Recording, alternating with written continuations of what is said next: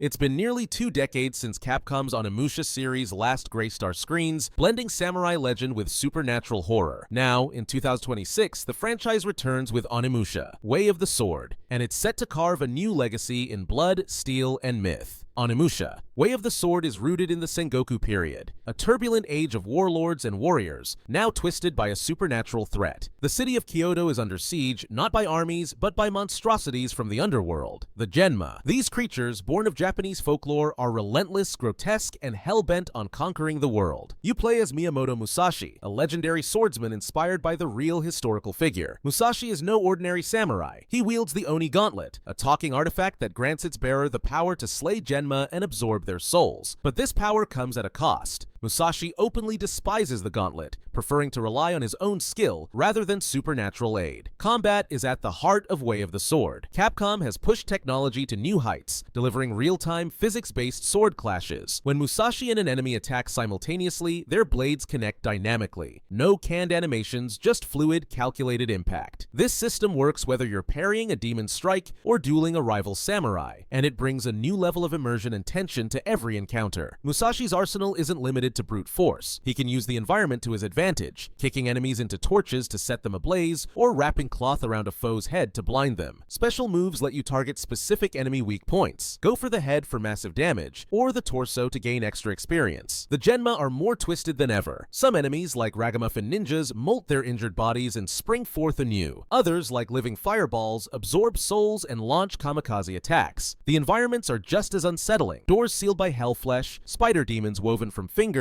and the souls of dead villagers drifting up temple steps at the behest of a demon king. Way of the Sword honors its roots as Resident Evil with samurai, retaining a sense of creeping dread and contained level design, even as it adopts modern action sensibilities. The classic soul-collecting mechanic returns, letting Musashi absorb the essence of fallen foes to power up his abilities. But Capcom isn't just relying on nostalgia.